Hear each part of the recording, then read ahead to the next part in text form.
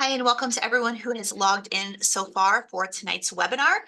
We will get started promptly at 6 o'clock. We just open up the room a little bit early for everybody to filter in. So we'll be with you shortly.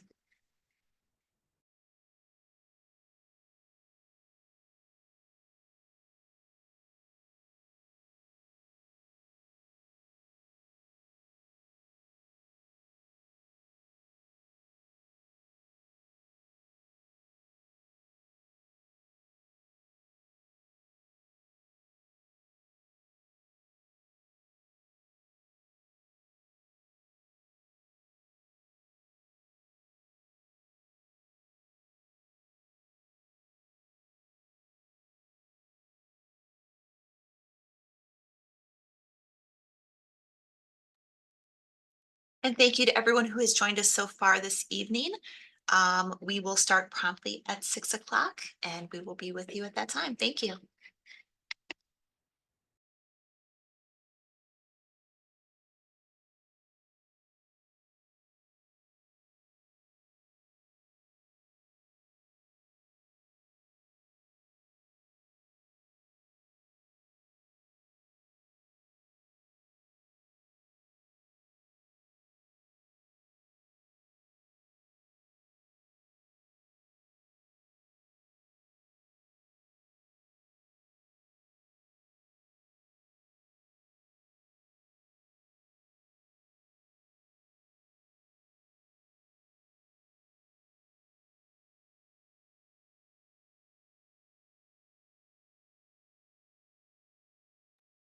And welcome everyone. We will get started in just about 1 minute. So thank you for being with us tonight.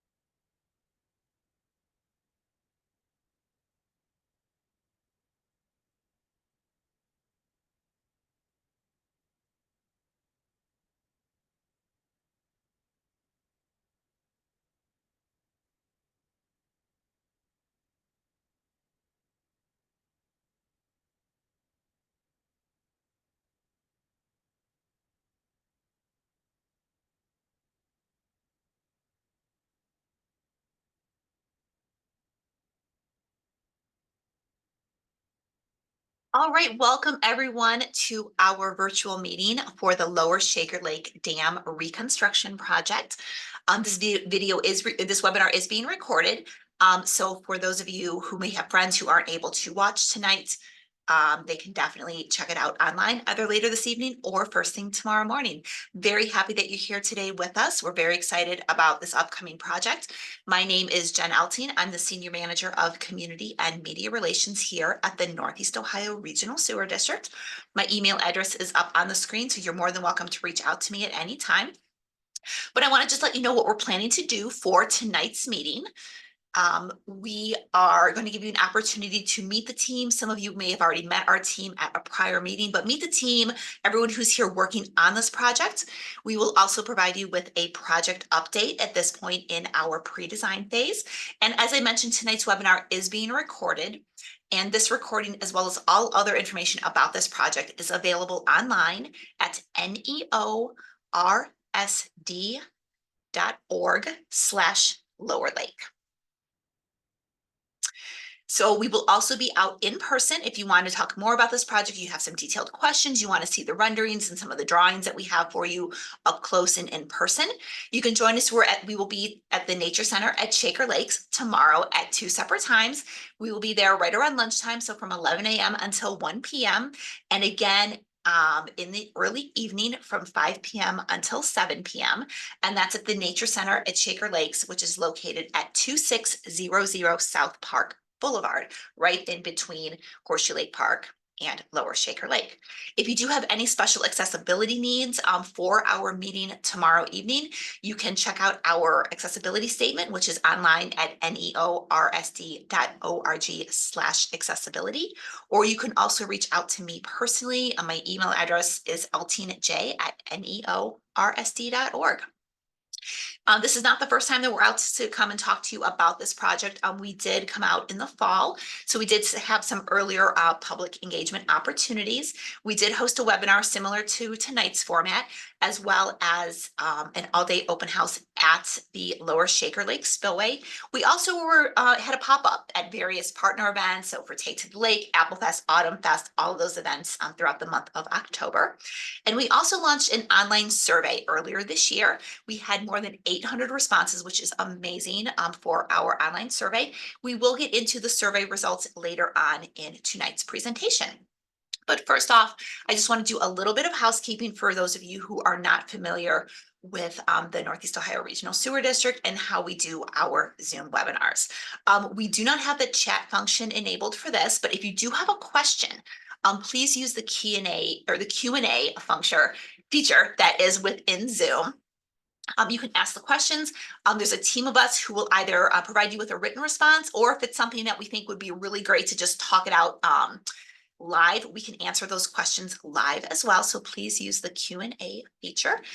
If you are not familiar with that, or you're not comfortable, or you'd rather just send a traditional email, we are watching our email inbox as well this evening, and that is askus@neorsd.org. And the email functionality is great for those of you who may be watching this as a recording. And so with that, I would like to hand over the platform to Matt Sharber, who is our Director of Watershed Programs here at the Northeast Ohio Regional Sewer District. His email address is up on the screen for you as well. But if you need either mine or Matt's, or you would like me to refresh what our customer service email address is, just drop a quick note in the chat, and I'm more in the Q&A function, and I'm more than happy to do that for you. So with that, I'll pass it over to Matt. Thank you. Thanks, Jen. Good evening, everyone. We're just going to move through the agenda tonight that you see before you. So I'm going to be covering the beginning portions of the information that we'd like to share with you. And we'll start out with a little bit about the Northeast Ohio Regional Sewer District specifically, and then we'll get into the main topic of tonight, which is the Lower Shaker Lake reconstruction project of the Lower Shaker Lake Dam. We're going to talk a little bit about the background and the existing condition summary that we've been working on with our consultant team and the municipalities, and then go over the online survey results that Jen had mentioned that we've conducted and had good response on. Talk a little bit about the historical and cultural resources within the park space, and then give you some really good information about the pre-design update, which is the main point of this public engagement this evening. So about Northeast Ohio Regional Sewer District, we're going to give you a little bit of a glance at what we do, but we are a regional utility that we operate both sanitary and stormwater management services for 63 member communities, municipalities, including the city of Cleveland, across mainly Cuyahoga County, Summit County, portions of Lorain, and Lake counties. We're an independent political subdivision within the state of Ohio, governed by a 7-member board of trustees. And this is what our service area looks like, as depicted by the map that you see. So the green or the shaded area is our wastewater service area, and the area within the black boundary is our stormwater management program service area. And that's 363 square miles that again covers those 63 municipalities across Northeast Ohio. The blue lines that you see within that service area are rivers and streams that drain 300 acres or more that make up our 489 miles of regional stormwater system, as we refer to it, under the Regional Stormwater Management Program. So pretty large, wide-ranging service area here in Northeast Ohio. We serve about 1 million residents, about 400, over 400,000 parcels are within our service area. So it's, again, a big service area that we serve to a lot of our customers. So the Regional Stormwater Management Program, just want to talk a little bit about the overarching goals of the program. So this program was put in place to address stormwater runoff from hard surfaces, or impervious surfaces, is another name that we refer to those hard surfaces as. And then that stormwater runoff contributes to regional stream flooding, stream bank erosion along that 489 miles of regional streamwater system that I mentioned previously. And that can lead to a whole host of water quality issues that under the Regional Stormwater Management Program, we try to address. That we try to improve the ability to address further stormwater problems across community boundaries. And we refer that as inter-community drainage issues. And the Lower Shaker Lake reconstruction project of the Lower Shaker Lake Dam is a good example of that, as the municipal boundary between Shaker Heights and Cleveland Heights divides Lower Shaker Lake and the dam embankment. Roles and responsibilities to those entities that are involved specifically in this project. And you'll hear us mention the Ohio Department of Natural Resources throughout the presentation this evening, and specifically the Division of Water Resources that implements dam safety program. Their role is to assess and determine non-compliance issues with classified dams throughout the state of Ohio. And then we have the cities of Shaker Heights and Cleveland Heights, who are the dam owners. They own Lower Shaker Lake Dam, and they're the responsible party to comply with Ohio Department of Natural Resources standards for dam safety. City of Cleveland is also involved as the property owner. You may be aware that both cities of Shaker Heights and Cleveland Heights hold long-term leases, and under those long-term leases with the city of Cleveland, they're obligated to own and operate the Lower Shaker Lake Dam. And then, as I mentioned earlier, the district has the Regional Stormwater Management Program, again, to address this inter-community drainage issue, the non-compliance issues with the Lower Shaker Lake Dam.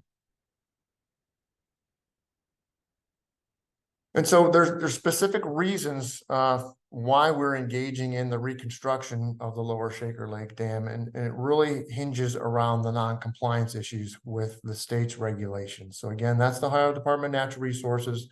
Their role is to make sure that classified dams, and we'll talk a little bit more about classified dams, are safe from a public safety standpoint.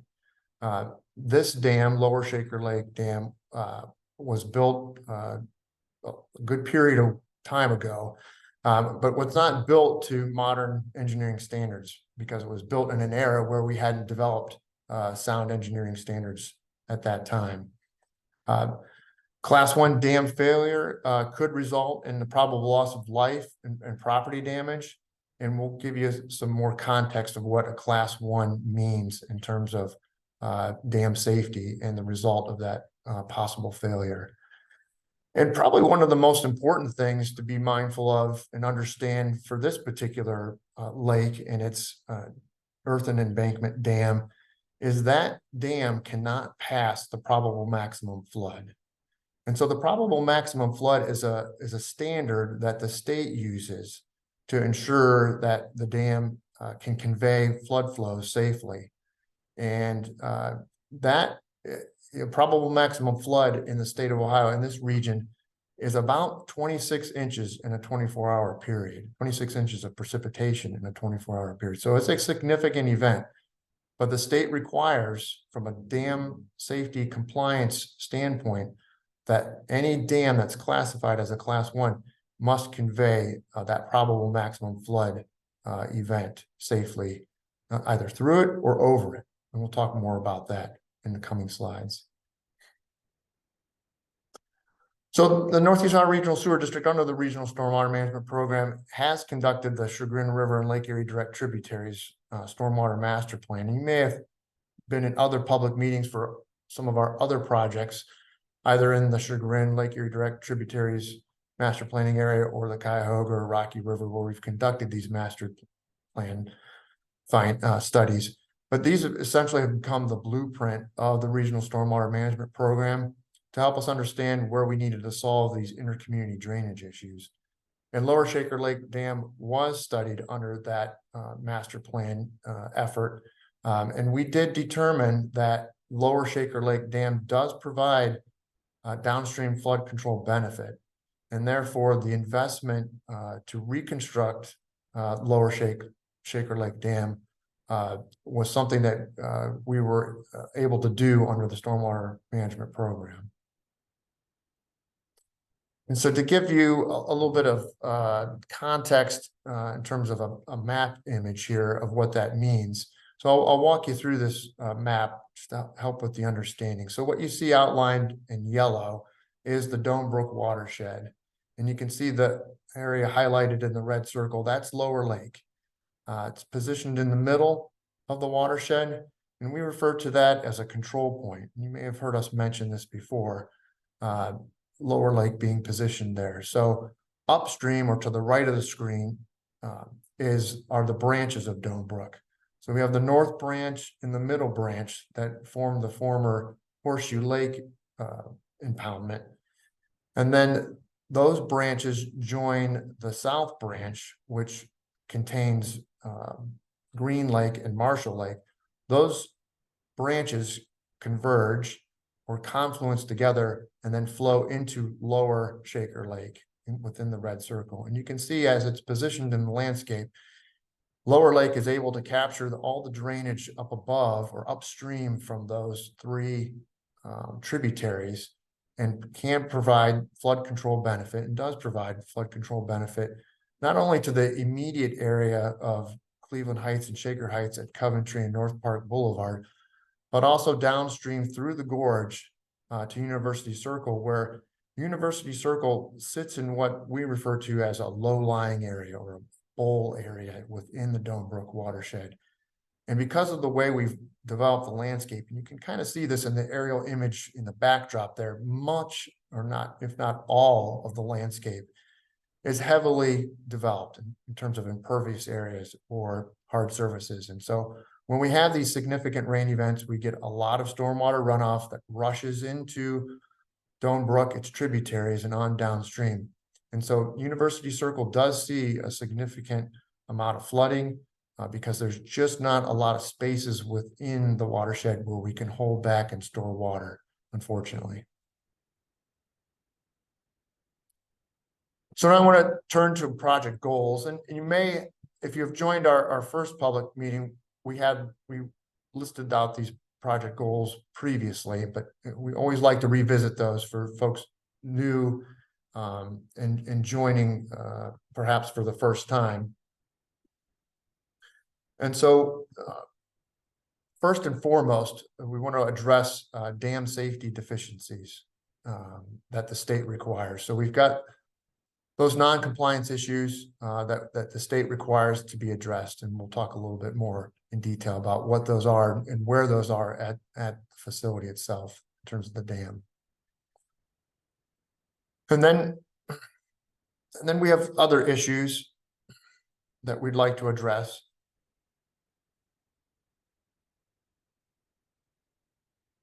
In terms of project goals, we could just advance the slides. We need to restore the downstream areas of Dome Brook, immediately downstream of Coventry and the dam. So in the graphics to come, we'll illustrate what that means. And then with all of this, we're going to try our best and be most sensitive to the historical and cultural features within the park space to integrate all of these necessary dam safety improvements that we're going to share with you this evening. So before we go into some more detail about those items or components, we're going to walk us through the schedule as a refresher. So as we've mentioned, we're in the pre-design phase, and we're well into the pre-design phase, which we initiated back in July of 2020. 2023. We've conducted a lot of field surveys, a lot of data collection. Some of you folks that may have been go to the park and to Lower Shaker Lake frequently may have seen some of the survey work and data collection being done in the recent past. And that's enabled our consultant team, district team, and the cities to conduct our existing conditions assessment and share that information and move into the alternatives development phase that we're in now. And so we've moved on in that phase as we approach the public event number 2, which we're at here today. So we're nearing the end of that alternatives development and evaluation phase. And at the end of that phase, we'll bring forth a final recommendation for reconstruction of the Lower Shaker Lake Dam. And at that point, we'll have a third public event under the pre-design phase of this project, and we'll share that information with the greater public. And then once that's conducted, we'll transition into a 1-year detail design process. So we'll have another year of detailed design that'll move us closer to bidding and then into construction in 2027. So we're not going to see any activity in terms of construction at the Lower Shaker Lake Dam until 2027.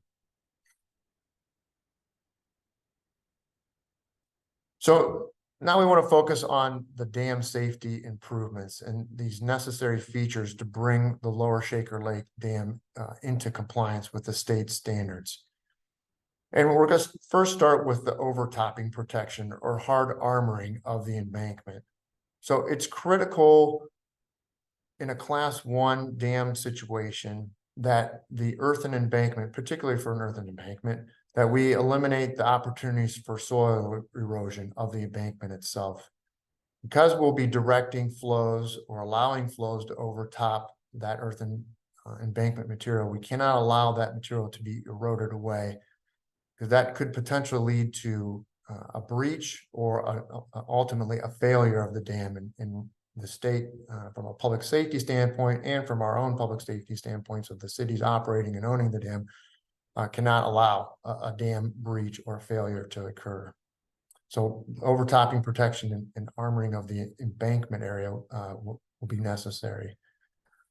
We're also going to be introducing something that's new to the landscape, and these are flood walls. And because of the hydraulics and the constraints of the watershed itself of Dome Brook, flood walls are going to be a necessary feature to direct flows in a safe manner and contain those flows over the earthen embankment.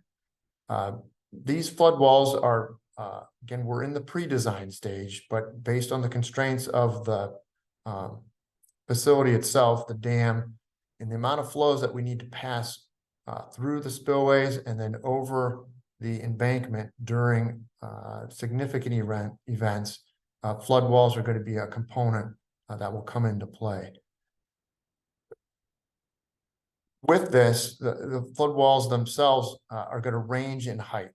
And we'll show you some graphics of where they're going to be located, at least as we understand it today. Height-wise, the flood walls could reach upwards of 8 feet, not likely to be higher than that, could be slightly lower than that. That 8-foot height may only need to be 100 to 200 feet in length in a certain proximity. The remainder of the flood wall could be much less and tapering as it moves to the upstream portions of Lower Lake. But we'll show you some graphics here to give you a better understanding in the next few slides. We're also going to need to reconstruct the principal spillway. So the principal spillway is that area that I think folks are most recognized at Lower Lake. So that's the stonework where the water moves out of the lake and into Dome Brook today. That's also where the bridge is located, and you can walk over that principal spillway. Unfortunately, that principal spillway is just not big enough to convey enough flows during larger events. So we're going to need expanded spillway capacity, or what we'll refer to as an auxiliary spillway or an additional spillway. So there'll likely be 2 spillways now within the earthen embankment of the Lower Shaker Lake Dam. And that's simply to help convey flows through different design storms. And we'll talk about the probable maximum flood event again here in a few slides. So to give you a little bit more about the background and the existing conditions, we're going to give you some graphics here to help bring home some of the understanding. But before we do that, just want to mention the Lower Shaker Lake history. Many of you know that the Lower Shaker Lake was constructed by the North Union Shaker community back in the early 1800s. Dome Brook was dammed for sawmill, wood production, and grist mill. I believe the dam was essentially not complete, but the early iterations of the dam around 1837 or so. So we're talking about a 187-year-old earthen embankment, earthen dam. Again, not built to modern standards and is non-compliant with state regulations as they sit today. So in Ohio, dams are regulated by the Ohio Division of Natural Resources, the Division of Water Resources, and the Ohio Dam Safety Program. So these are the folks, the public officials that implement the dam safety program. All regulated dams or classified dams must meet all state standards. And classification of regulated dams are governed by administrative code. So it's administrative code, Ohio Administrative Code 1501-21. So this, when we talk about dam classification that the state uses, there's essentially a set of criteria that they use. There's 3 items in that criteria. And you can see on the left of your screen the different hazard potentials. So we have class 1, class 2, class 3, and class 4. The 3 criteria are height, storage, and hazard potential. So you can see in the chart to your right, Lower Shaker Lake is would be classified as a class 4 dam by height. So the height is the top of the dam or the crest of the dam down the slope of the backside of the dam to what we call the toe. And the toe is where that bottom of the slope on the downstream or the backside of the dam meets the water body that it's joining. So you can see here it would be a class 4 dam at 17 feet high. So a significant amount of storage behind Lower Lake within the lake pool itself, 178 acre feet of storage. In this situation, that would be a class 3 dam. But you can see on the far right of the chart, because there's a likely probable loss of human life and significant property damage if the dam were to fail, it is classified, the state has classified Lower Lake as a class 1 dam. So existing condition summary. So here we're going to give you some graphics to help you have a little bit clearer understanding of the different things that we're talking about in terms of these necessary components to bring the dam into compliance and ensure public safety. So I want to start with just to give you a lay of this schematic. So you can see in the bottom of your screen, the Lower Shaker Lake. There's the pool area of the lake, and the normal lake elevation is about 902.5 feet above sea level. And so in triangles 1, you can see 1 is showing where the water flows out of the dam, moving from the bottom of your screen to the top of your screen, out the principal spillway. So that's the stoneworks that we see at the dam now. So that's essentially the hole through the embankment that allows the water to move out. Over to your right, there's another orange number 1 triangle. And this is showing the earthen embankment crest area. And this is the right crest area or the right side of the top of the embankment. And you can see the elevations that we've outlined in green that show the top of the dam. So 908, 909. But on this right side, or the area closest to North Park Boulevard, you can see that the elevation outlined in pink is 904. So it's much lower. So this is where Lower Lake, when it fills during storm events, and it doesn't take much of a storm event, that it can escape out that right embankment area. over that low spot in the crest or the top of the dam and spills out into North Park Boulevard, into the Coventry intersection, Coventry Road intersection and beyond. So that's a significant deficiency that the state has marked as non-compliant. So that needs to be addressed.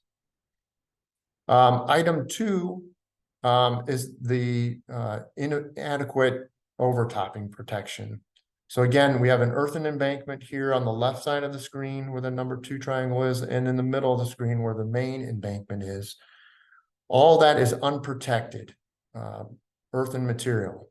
Yes, Brook Road is on top of the dam, but that is not designed to handle significant flows over the dam when those flows move over that earthen dam. So we have to protect that earthen embankment from any soil erosion so that it does not lead to any type of catastrophic failure. And then triangle 3 is just depicting the fact that it is an earthen embankment. And we've talked about this a little bit already, that because of the era that it was built and not to modern standards, and it's been quite some time since that earthen embankment has been built, there's likelihood for seepage, water movement through the dam in an uncontrolled way that can't be easily inspected and known. So there's a risk involved with that, again, with an earthen embankment. So we need to address that. And then the principal spillway is just inadequate. So again, it's not large enough, it's aged, it is deteriorating, and it cannot handle the significant flows that need to pass through it. So that it warrants reconstruction, which we plan to do. So to focus a little bit more about this inadequate spillway capacity, because this is a really important piece of understanding about Lower Shaker Lake Dam and why the state is requiring it to be addressed. So the bar graph to your right, the vertical axis covers the cubic feet per second. So that's the amount of water moving through that principal spillway. And you can see the gold area or the yellow area at the bottom of the bar graph on the left is the 100-year event. So about 25, almost 2,600 cubic feet per second need to move through the spillway prior to overtopping to be in compliance. The red bar of the graph is the probable maximum flood volume that needs to move through. And so you can see it's a significant amount, about 19,000 cubic feet per second. And the bar graph to the right shows the current spillway capacity, which is woefully inadequate. So in percentages, what we know now from our condition assessments of Lower Lake and understanding hydraulics, we know that only 2% of the probable maximum flood currently flows correctly through the facility. So the state requires that 100% of the probable maximum flood be addressed. And so we're severely deficient in understanding that, or in understanding it and correcting that. So here again, just illustrates the number 1 triangle to the right, that low area in the embankment or the top crest of the dam where the water can escape out to the right. So this will be important to note in a few slides upcoming here. So just want to show a video that was taken in July of 2021 where we had an overtopping event of Lower Shaker Lake Dam. And so you can see the water has escaped out that right crest area or the top area of the dam. And you can see how it's moving down North Park Boulevard from our left to our right. You can see Brook Road there in the background, the charter oak tree in the circle. So you can see the amount of flow. This was not a particularly significant event, but this is water escaping out uncontrolled over the embankment and into the intersection. So certainly public safety concern here on the roadways at North Park and at Coventry in the intersection, and can be exacerbated with even greater precipitation events. So this graphic kind of drives home this point in terms of the deficiencies of the principal spillway in this non-compliance issue of the way the water moves through this facility currently. So only a third of the 100-year event flows move through the principal spillway, which you see to the left and depicted there with the black arrow. 2/3 of the flow over to the right of the embankment and that low spot again escape out into North Park and Coventry intersection. And you can see the blue shaded area beyond. So you can appreciate the expansiveness of the flooding that occurs, not only in the intersection itself, but beyond. And then those flows are moving uncontrolled over the earthen embankment, which currently does not have any overtopping protection. So it's quite concerning, and thus the non-compliance issues that the state requires to be addressed.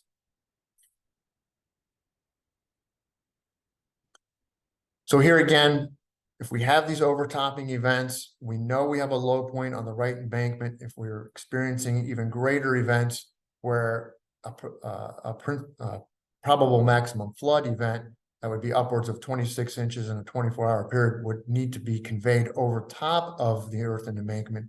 We do not have hard armoring in place or that hard protection on over top of that embankment soil.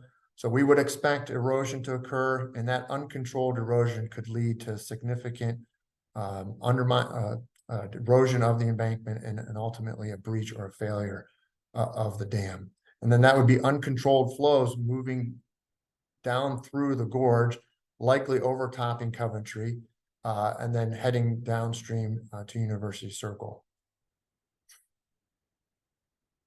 Again, the slope stability, the seepage, the variability of the earthen embankment due to the era that it was constructed, and the unknown integrity of the embankment itself, again, leads to additional concerns and non-compliance issues that the state requires to be addressed. And then the principal spillway, we've talked a little bit about this. It's an older structure, stonework. There's issues of the materials that are built there, of sliding, turning. There's undermining of the outlet channel. We know that we don't have modern internal drainage structures or seepage controls to make sure that the water's moving through. And you can see some of these issues in the picture here. So this is the stonework of the principal spillway. So you'd be standing downstream, looking back towards the lake, towards the bridge. And the white circle there is helping to illustrate some of the movement of that stonework, the turning, and the seepage that's moving through that shouldn't be occurring. So this again leads to instability and integrity issues with the structure. So this needs a complete rehabilitation, which we intend to do as one of these necessary components to bring the dam into compliance. So we mentioned the survey that we provided after our first public meeting. So we just want to give some of the key findings that came out of that survey. Again, we had over 800 folks participate in the survey. And what we learned is a majority of folks come to Lower Shaker Lake via walking. We know that folks use it for running, jogging. There is a good portion of folks that do use the park and come to the park for by vehicle, and also there's bike usage to and through the park. And as you would likely guess, it's passive recreation that leads the way. The largest words are the most popular that were checked during the survey. So walking, dog walking, birding, running, hiking through the park is the main staples of the park. But you can see there's a variety of passive recreation that occurs within the park space and around the lake. And then we know that folks have favorite spots. Leading the way is the bridge at the principal spillway. But there's many places around the lake that are important to folks. I think in totality, we understand that the park space is important to both communities, all the communities that surround it. We know that the majority of folks that were surveyed responded that they visit the park weekly. 91% of the visitors take advantage of the opportunity to walk as an engagement activity at the park. And the majority of the folks live adjacent to the park in the adjacent communities. So that's just a little bit of data from our survey findings that folks, again, made efforts to provide to us. And so now we're just going to touch on some of the landscape features within the park space. So we will be very conscientious and as sensitive as possible to limit the impacts to not only the historical and cultural features and resources within the park, but the park itself. We understand that this is a very popular park setting, that people visit it regularly.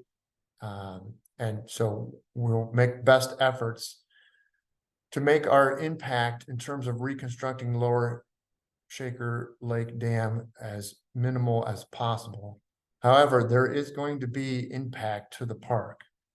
So as we move through the pre-design process and move towards a recommended alternative, we're going to better understand how we can best manage that impact. And some of the discussion that we'll have tonight, we'll touch on this a little bit in terms of our strategic and hopefully a surgical approach to rebuilding the dam in the spaces and the constraints that are here in the park space. So we understand, the vegetation that's there. We understand that trees are important, the preservation of those trees, not only the Liberty oaks, the charter oak that I mentioned earlier, but any of the vegetation. We know that birding is important here. Dome Brook itself as a resource is important. How the park looks after the reconstruction is going to be important.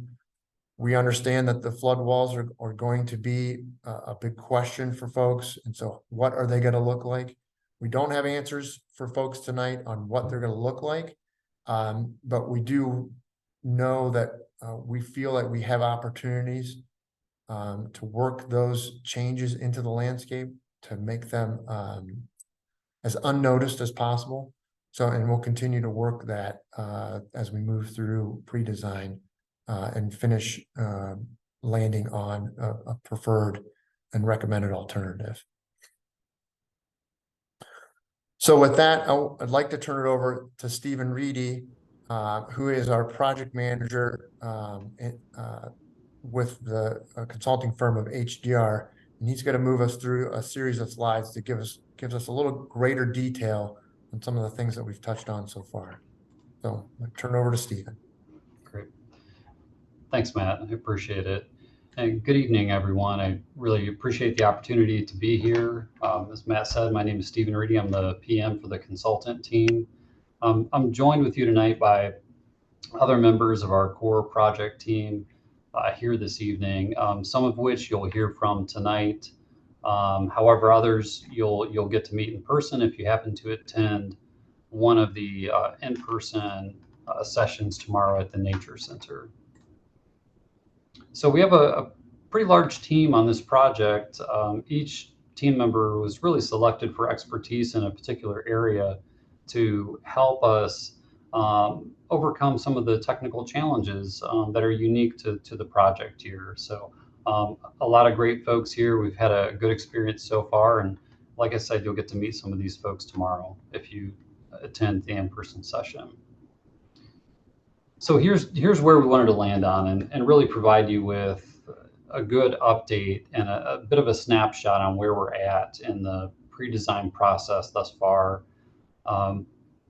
This is really just a reminder, this is a kind of a feasibility and a concept level preliminary design effort right now. It's not until really the detailed design phase that we'll begin at the end of this year, where we really start to see that full engineering and understanding about the details of some of these features. But we're happy to share where we're at with the development of some of these concepts with you right now. As Matt laid these out, we want to talk about overtopping protection. We want to talk about the flood wall a little bit, as well as the reconstructed principal spillway, and then that auxiliary or that secondary spillway, where we're going to get our additional hydraulic capacity. Well, first, digging in on the challenge of overtopping protection, it really has to do with during a flood stage when we have flows that cross over the top of the dam. These dams are made out of soil that's somewhat easily erodible, and the problem is really we can have erosion that begins here during flood stage events. That if that condition persists for long enough, it can really begin to progress and eat its way back further into the dam. And once it's done this and it's gotten to the lakeside, you've effectively lost control of your pool. And that really represents a hazard to the downstream population and is really the point where you have dam failure. It's also important for us to note that nationally, this is the #1 cause of dam failures, with about 34% of all dam failure incidents being caused by overtopping. And this is a problem that is specific to Lower Shaker Lake Dam. We have a big challenge with the hydraulic capacity of the existing dam. So how do we solve this problem of overtopping protection? I'll start with the figure on the right. This is the typical solution, is to basically overlay or lay materials down over top of the existing embankment that are hardened. Typically, they're made out of what's called roller compacted concrete. You don't have to remember that, but just understanding that these are hardened layers will work for us right now. So during those flood stage events, some of the soil could be disrupted or eroded away, but as soon as they encounter that hard layer, the erosion cannot progress any further, and thus satisfying our dam safety requirements of not failing, even if we allow overtopping to occur. But the figure on the left, it's a similar sort of concept where we have hardened materials that are constructed down here below. And I'll introduce this term of a gravity dam to you because we'll use it and refer to it a bit later on. But basically, this is a large rectangular block that's constructed out of hardened materials, like a concrete or something like that. And the idea with this is that we want to construct it within the existing footprint of the dam. So we would remove a portion of the existing earthen dam, and then we would construct this element. And then we would seek to place the soil back on either side of it. So we're basically constructing it below grade, and then we're kind of covering it up. One of the benefits of this gravity dam concept is that the area of impact or the area of disturbance during construction can be a lot less with this option than as opposed to the roller compacted concrete overlay option that's depicted on the right. So it solves our dam safety problem in terms of hardening the dam itself to be able to tolerate the overtopping, but it also saves on impact and helps us to preserve some of those resources that we know are within our project area and just beyond.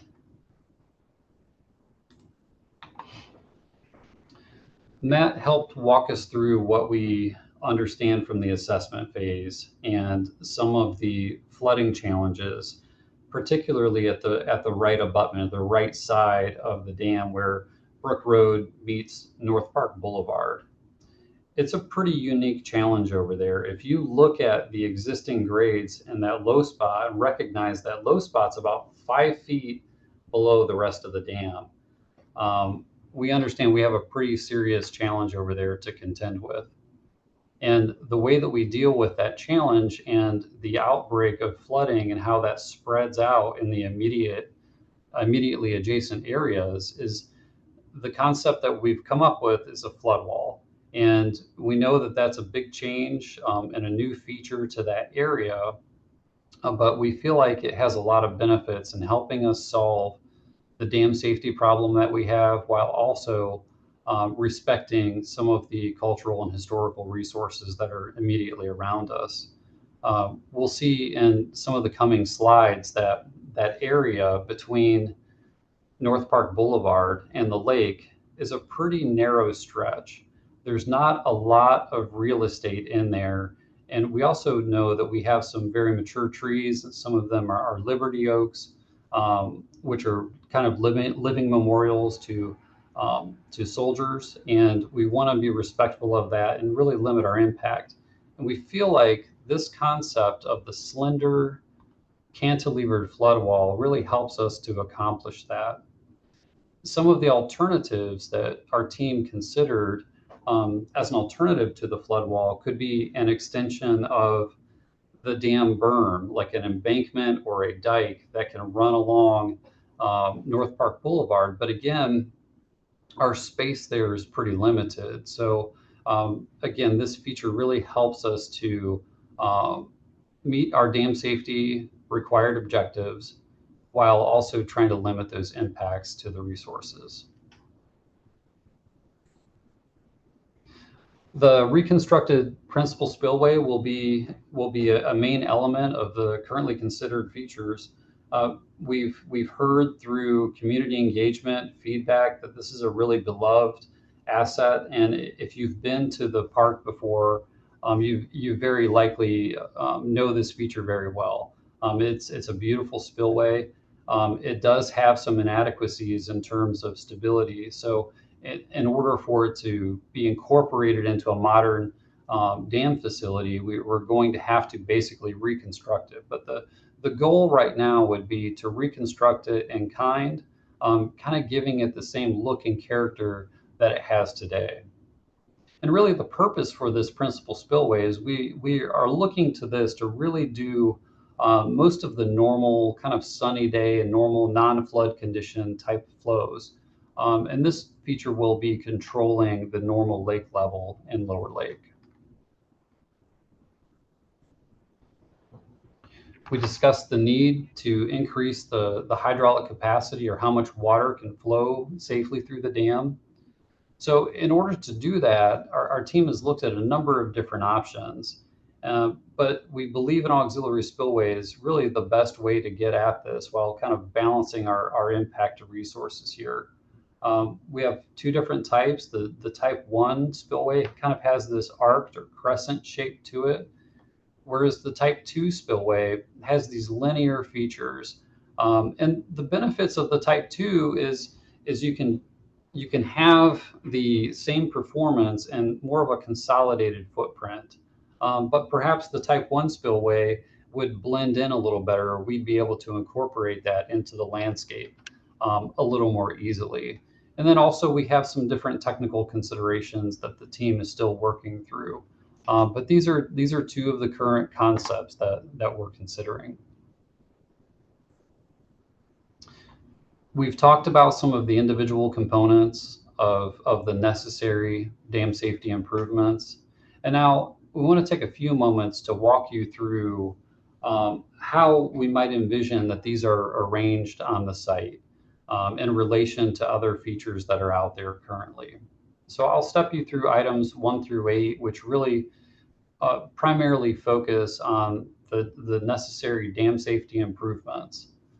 So the first thing that we have that we talked about is the reconstructed existing principal spillway. So this feature, like I indicated, if you've been out there to the park and enjoyed walking across the footbridge, you know this feature probably pretty well. We envision this would be more or less in the same sort of footprint and arrangement that it's in right now. The auxiliary spillway is shown here. We currently envision that this would be sited or located up in the northern part. So that is to say, between the reconstructed principal spillway and North Park Boulevard. There are some technical reasons that we're doing that, and those really point to some of the limitations on the outlet channel. There are some capacity issues with the existing culverts that pass beneath Coventry and Fairhill, which caused our team to need to consider different routes and avenues for routing flows from that auxiliary spillway. So those flows would enter the auxiliary or the secondary spillway chute, and it would be routed through and across Coventry. Ultimately, it would go to this outfall location and this location here. And I want to point out that this is actually prior to the construction of the dam in the early 1830s. This is the location of the historic Dome Brook Gorge. And so we're in some ways kind of reconnecting this flow path using this auxiliary spillway and the chute to outlet in this location. We discussed the gravity dam and how that's helping to armor and harden that embankment to be able to tolerate some of the overtopping flows. And I want to talk to you a little bit more about the details of that, but it extends all across the footprint of the dam. So basically the extent of the dam from these flood walls that we'll talk about here in a minute. In between that, we have to have this feature that is capable of tolerating and sustaining that overtopping event safely. So just taking a real quick slice, if we imagine we take a slice through the embankment, I want to give you a better understanding of what this might look like. Is most of this feature, this gravity dam that we're talking about, is this rectangle. And most of it will be situated below grade. And after we're done with construction, you really won't be able to see that much of it. So the idea is we can excavate down to a suitable foundation, backfill using soils, and then we can have some soil here to kind of blend and contour back into the existing park space. So at the end of construction, the only visible feature from this gravity dam that we anticipate seeing is really this low, what would appear to be like a low concrete curb up at the surface. And then we have some flexibility, as I indicated, behind that for grading, green space, and then some paths, space for paths and connectivity there. So in order to direct these flows that previously were kind of spilling out around and outside of the limits of the dam, in order for us to be able to really effectively contain that and be able to safely pass the design storm, we need some flood walls. On the left side, on the Shaker Heights side, because the elevation is quite a bit higher, you can see the length, the necessary length of that flood wall is quite a bit shorter. Whereas on the northern side, on the Cleveland Heights side, the length of this flood wall is quite a bit longer. And the flood wall is really at its highest point over here in this area where we pointed out that low spot from the existing condition assessment. And we really anticipate that the maximum height will be in this location where Brook Road and North Park Boulevard come together, and that being about 6.5 to 8 feet, as Matt had cited earlier. But as the existing grade rises and you have a higher elevation as we go east, the effective height of that wall will come down pretty quickly. So by the time we get to about this section B identifier, we would anticipate the height of that wall would be about 4 feet or less. And then as we go further to the east toward Fairfax, the effective height of that wall goes down to 0 and it meets with grade where we have the elevations that we need. So these flood walls are helping us do several things. They prevent the flooding of nearby areas. They prevent the flow onto North Park Boulevard and crossing Coventry, and they help direct those flows into our engineered spillway facilities and also overtop these sections of the dam that have this gravity dam that are hardened for overtopping.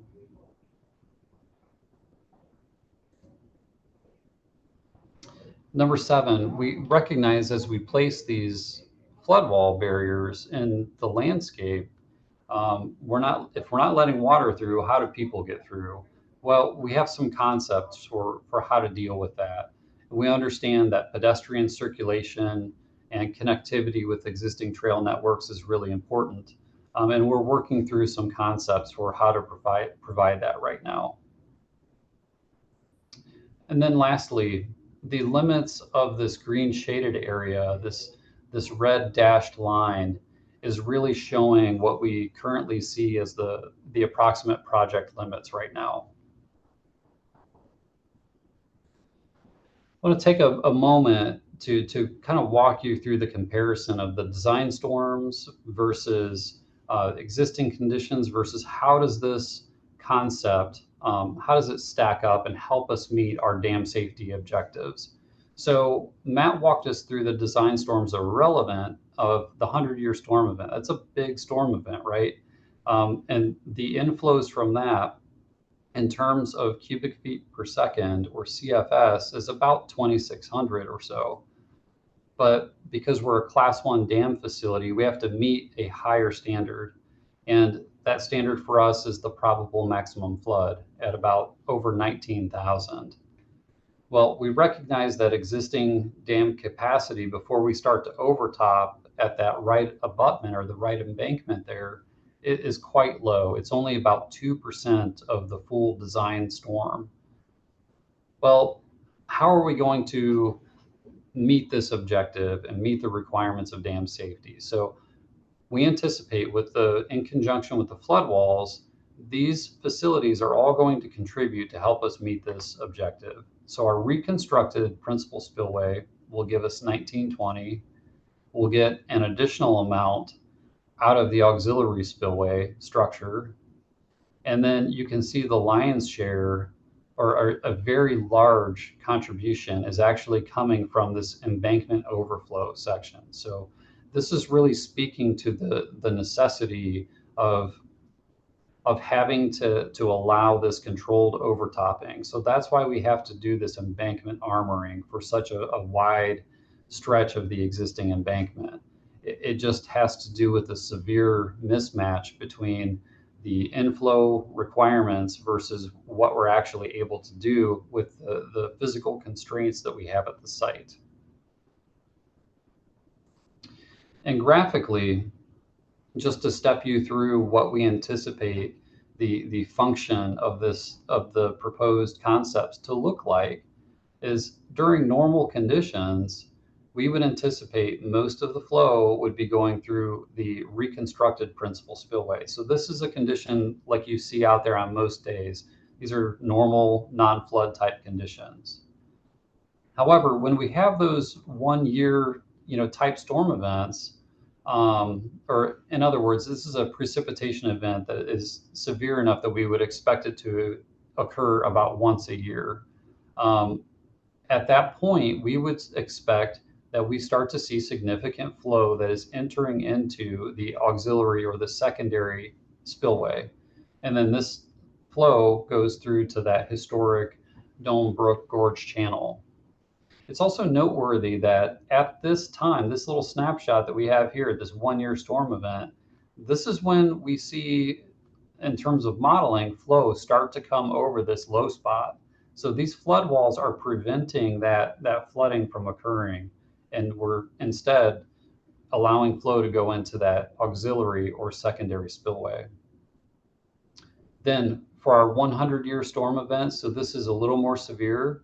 So just beyond that, we start to see the flooding and the inundation limits really starting to be curtailed by the flood walls. So you can see on the Shaker Heights side on the left, as well as on the Cleveland Heights side, this whole length of flood wall is really being engaged to help limit the flooding and also to help direct these flows over the spillways and the embankment sections. So it's at this time when you really start to get more significant flow going over the embankment sections.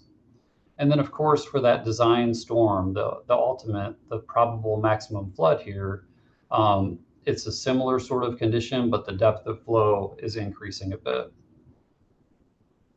So we've covered some of the dam safety improvements and the necessary features that we have to incorporate into the reconstruction.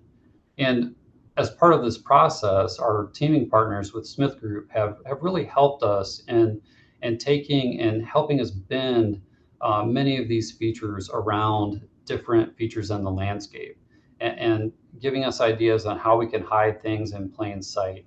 I'm going to turn it over to Chad Britnall to tell us a little bit more about some of the landscape features. Thanks, Stephen. Good evening, everybody. As Matt Sharber alluded to earlier, our team did a lot of work to kind of understand and research the existing conditions around Lower Lake. And as Stephen just noted, this was really critical for us to arrange and place these necessary features that had, as Matt mentioned to previous, the least impact. This was really important because the community came out in strength in those early engagement sessions that Jen Elting mentioned, and they told us what was important to us. And so that we had a really good benchmark from which to preserve the attributes that the community appreciates most. At the same time, we also know that this is a beloved community space and that part of the restoration has to be the return of the experience that people presently enjoy. This is why we're working to connect to number 9, which is the multi-purpose trail that Shaker Heights is looking to implement in the near future. This will provide enhanced access along South Park, which Stephen is windowing over presently. And we look to connect to that. At the same time, we're also looking to connect to existing paths throughout the park. And you can see some of them here. For all the users that know these, that includes the south kind of mulch trail that many of us use on a regular basis, but it's also connection points to existing sidewalks and other things. As we begin to kind of think about special features in arranging these things, we have to be mindful and pay particular attention to things like the Liberty Oaks. And for everybody who doesn't know, the Liberty Oaks are a living memorial to the sacrifice of World War II veterans. Matt Sharber also mentioned the Charter Oak, which we now have pretty good understanding is an oak tree that goes back to the Moses Cleveland era. And so it's critically important that as we look at establishing some of these connections, that we're mindful of the potential impacts that those could have. And we've done a really good job of, as Stephen said, wiggling some of these or pushing these into spaces that do limit the impacts underneath the critical root zone and are thoughtful of other aspects that may impact those trees. So as we begin to look at kind of the pathway connections, reconnecting those experiences that we mentioned to previously, it's critical that we kind of mesh those experiences.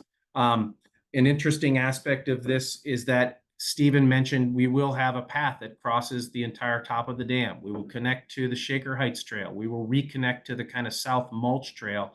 And as we kind of work along the north side or the right-hand side of this diagram, it's vitally important that we kind of recreate the walkways that we want to remove in order to protect the Liberty Oaks.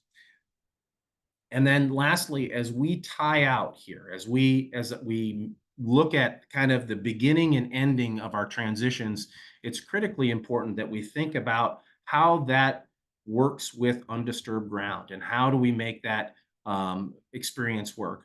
An interesting kind of benefit of the work that we're showing here with the pathways connections that are still that are labeled number 12 is that we will have enhanced accessibility with the hard surface trails that is different and more robust than presently exists. As we move to kind of a section, this is a graphic. I wanted to get everybody oriented. Yes, taken right there at section B. Thank you. This is on the north. This is on the North Park side. On the left hand of this diagram is Lower Lake. You can see that. On the right hand side of this diagram is North Park Boulevard, and you can see those existing Liberty Oaks that we're talking about. The red line that you see is the existing gradient that, or the way that the terrain slopes towards the lake. When we were seeking to place the flood wall that Stephen referenced, was there's a necessary feature that's acting as a fender for those flood walls and containing that flood wall so it overtops the top of the dam. We located this outside the critical root zone of the trees. At the same time, we are being cognizant of not to add fill at the underneath those trees that could also impact those trees. And so we placed the walkway connection that we're proposing adjacent to this. This also has an added benefit that as we talked about the visibility of that wall along its length, that we're looking to kind of normalize that at about a 42-inch height where we can, or reduce when it's further reduced, so that we can think about the aesthetics of this wall and how it meets kind of the characteristic that we all know and is a beloved approach to this park. It's natural materials. It has some of the things that we know as part of those historic time periods when the North Union of Shakers created this lake.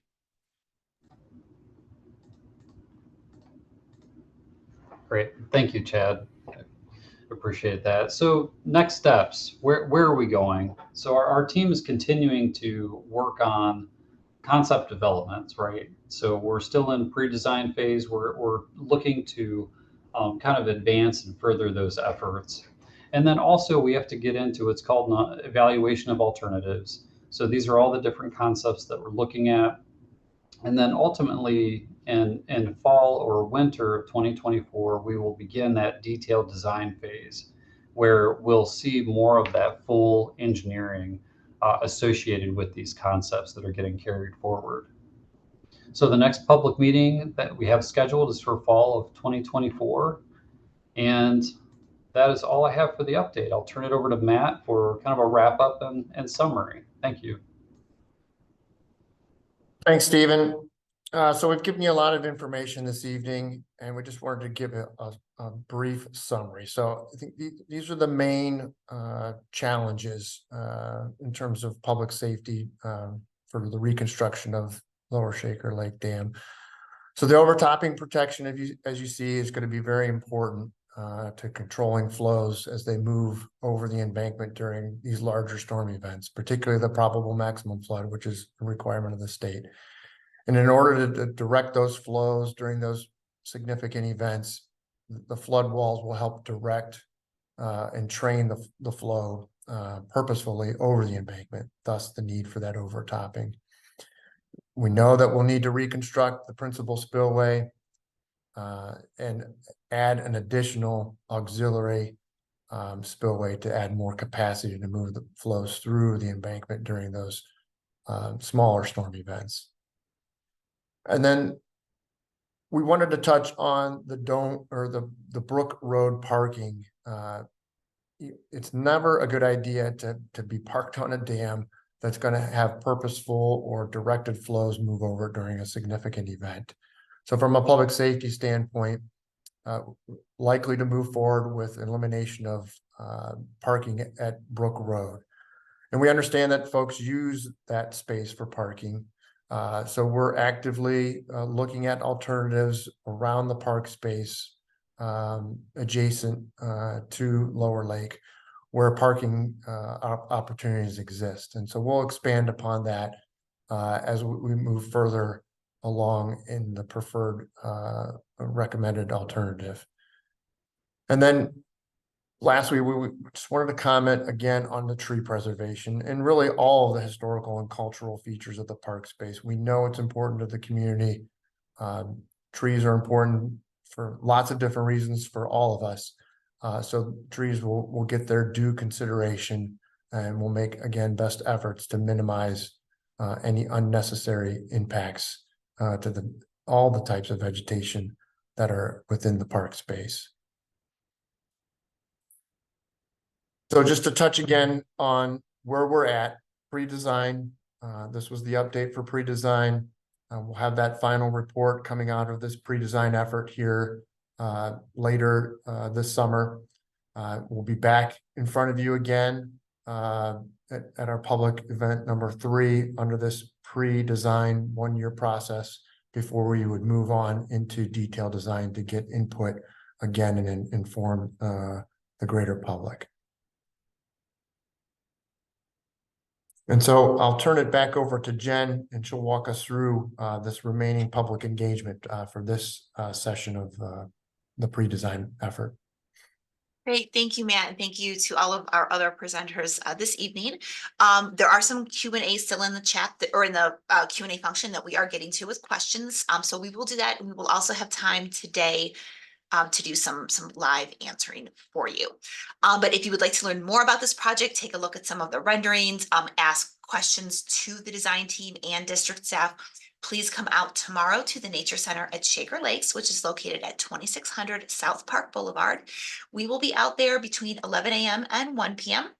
And also for convenience, we will also be there from 5 until 7 p.m. I do know that this summer we are planning to have a presence at Donebrook Partnership's Take to the Lake event, which is the annual paddleboarding and kayak event that takes place at Lower Shaker Lakes. And we will also be at several pop-up events around town, just like we were last year. So Apple Fest, Autumn Fest, a lot of different things like that as well. As I mentioned before, or if you were late, we did record today's webinar. So you can send a link to a friend. We'll get it either posted later this evening or first thing tomorrow morning. All of the information about the project, as well as our past recordings, are all available online at neorsd.org/Lower Lake. That is the easiest URL. It'll take you directly to that page, and then you can scroll down. Any new information we posted to the top, but you can go all the way down and see everything that we've done about this project. And then with that, we did have a couple of questions. If Chad and Stephen, if you want to pop your cameras back on for me, that would be great. There were a couple of questions that came through wanting to talk about the flood walls. Specifically, how much of it again will be visible to the public. And Chad, I thought maybe you could also address some of the aesthetics things that that the landscape architecture teams will be considering when we move into the design phase of the project. Yeah, great. Thanks for the question, Jen. I'll jump in and kick it off. We don't know exactly how much yet because we are still in the pre-design phase, but we do have some a rough understanding of the maximum height of the wall. But there are opportunities for us to fill as on the back side of the wall, like away from the lake, as we saw in that section that Chad shared with us. So in doing so, we're able to reduce the effective height of that wall. But in general, it ranges from a maximum height of around 8 feet near the dam, and it tapers to basically 0 feet on the eastern terminus. And Chad, can you elaborate on kind of what we're thinking right now on how we might add to that backside experience with the trails and anything with materials? Yeah, and Chad will just mention that somebody did just ask a question about reusing materials that are currently there on site. So it all kind of rolls into one for us. Yeah, so fantastic resource. I can also see some questions about interpretive stuff, both very important aspects. We'll have to look at the individual stones individually, right? There are some that are compromised. It's a tremendous stone that is the Berea limestone that makes up those structures. The goal is to replicate the spillway, the existing spillway presently as it sits today. And so if we need to replace stone, we will do so in order to kind of maintain the integrity of the aesthetics of that. As Stephen mentioned, we've got a lot of kind of tools with which to address aesthetics. And some of the ones that we've talked about are materials.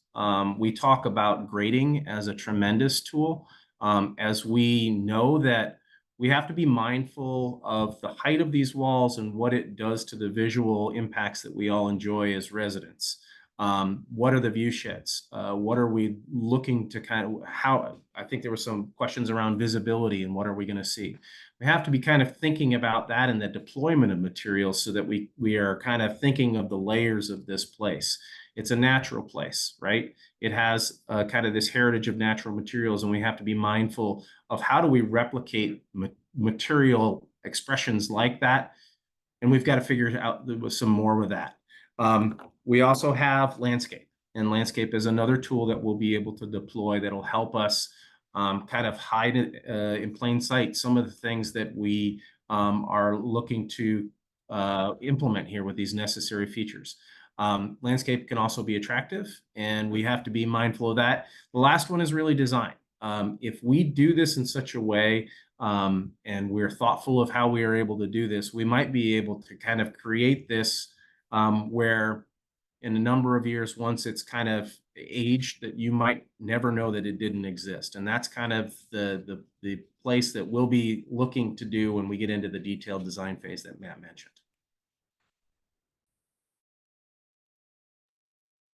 Okay, great, and thank you. And then this next one I think is going to be for Stephen. Somebody is asking about what happens to Coventry Road, for instance, in a one-year storm. And then a little bit more a question about how the the auxiliary spillway will work. Will the flows go underneath Coventry? What all happens in that case when we start utilizing that second spillway? Yeah, that's a great question. Yeah, currently for about that 1 or 2 year storm, flooding goes onto North Park Boulevard and crosses the intersection with Coventry, which is an extraordinarily hazardous condition for the public as well as the dam. The current concept has the auxiliary spillway or that secondary spillway dropping into what is basically a box culvert chute. So this is a structural feature that's going to allow us to pass that flow through the dam as well as under Coventry Road. So it would not be over top of Coventry. It wouldn't impair the traveling public that would be on top of Coventry, and it would outlet into that historic Dome Brook channel. So absolutely up to that 100-year event, there would be no impact at all to the traveling public or the embankment.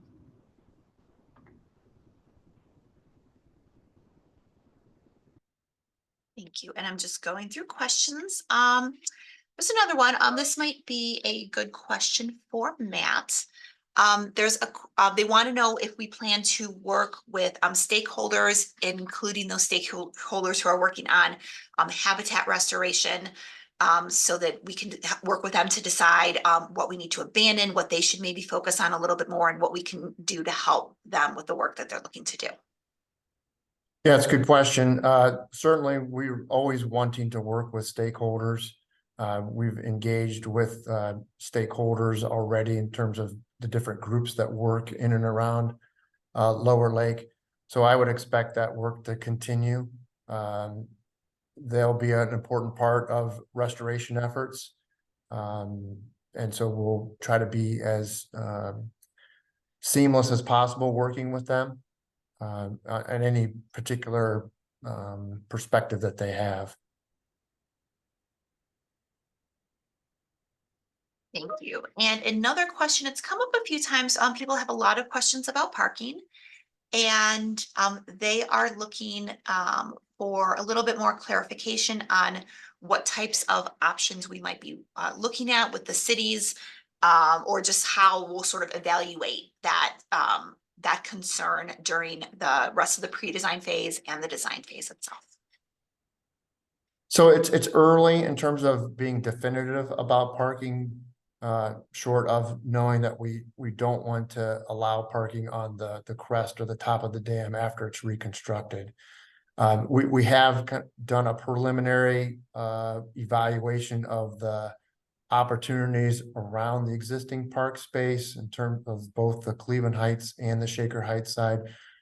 So we have a sense of how many spaces are existing, what opportunities might be available, but we need to have further conversations with the cities and then really get a good feel for what's going to be a concrete opportunity. So there'll be much more discussion to come about the parking. We know it's important to folks, and I think we want to make sure that there's opportunities for folks that need close space, perhaps ADA compliant space, closer to the dam facility, as that's more popular for some. So we're taking all those types of considerations in right now as we explore these initial opportunities. Great. And another one for Matt. If you could just explain maybe a little bit more about how the Regional Stormwater Management Program works from a funding perspective, and that this project is part of the stormwater program, and who is paying for this project.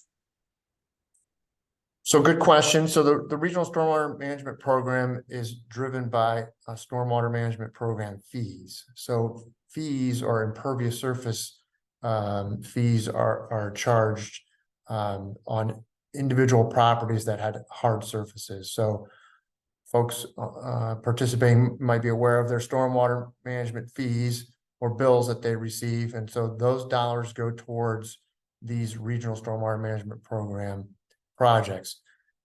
Cleveland Heights and Shaker Heights are member communities, and the district has service agreements with those communities to operate and manage stormwater in the communities under the stormwater program. And Stone Brook is what we consider a regional stream. So if you remember the map that we showed with the entirety of the service area, Stone Brook is a stream that has greater than 300 acres of drainage moving through it. So it's part of our regional stormwater network that we operate. So this is why we can use the Regional Stormwater Management Program as a funding mechanism to solve this problem.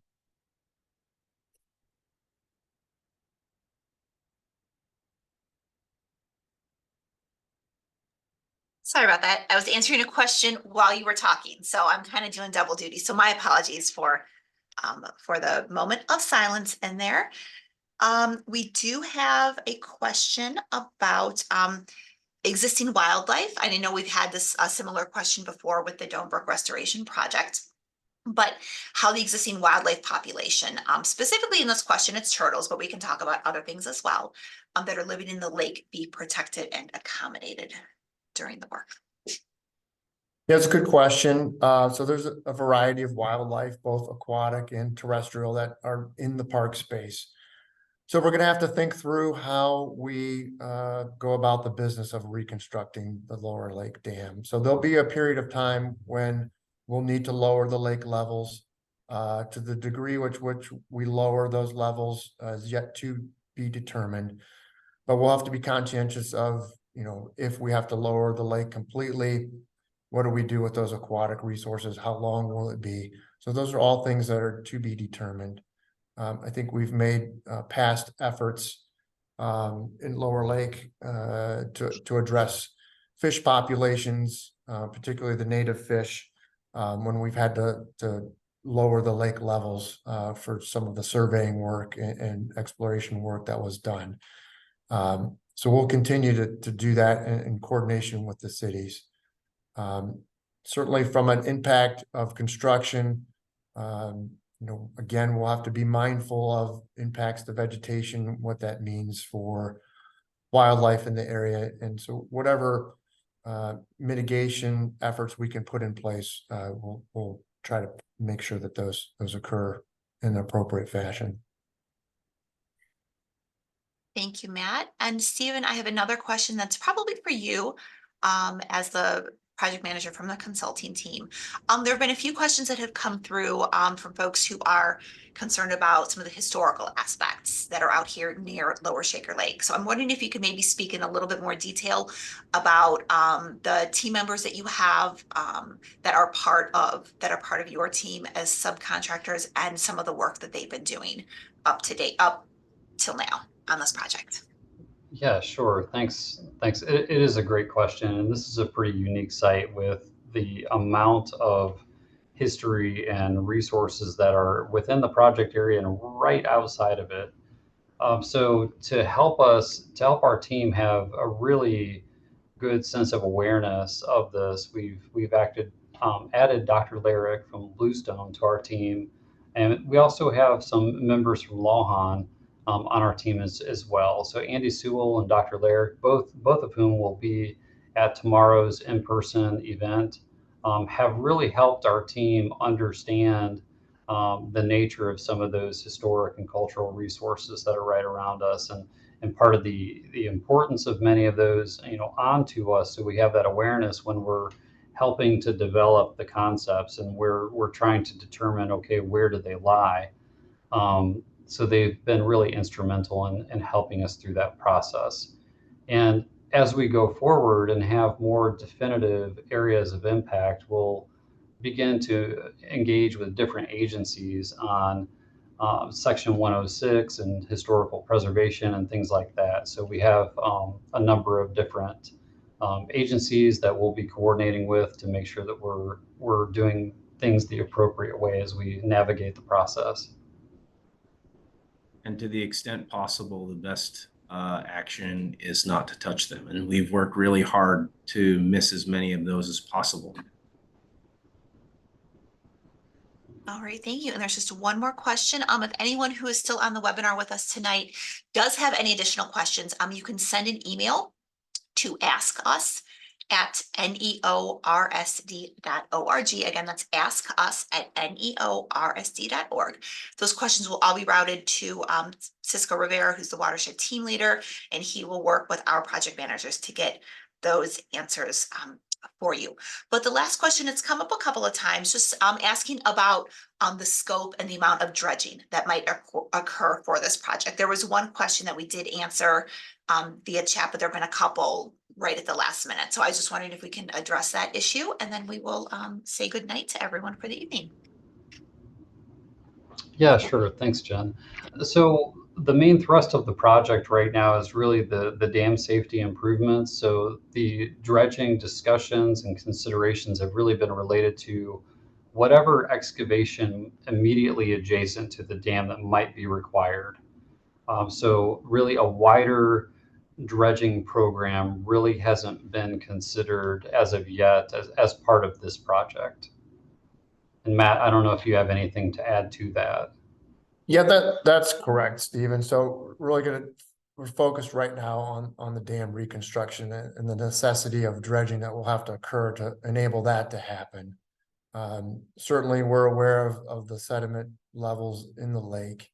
And so we'll look at that as we move through this process. But first and foremost, we've got to get this dam reconstructed and back into compliance. And so that'll be part of our ongoing exploration of the alternatives to reach compliance with the state.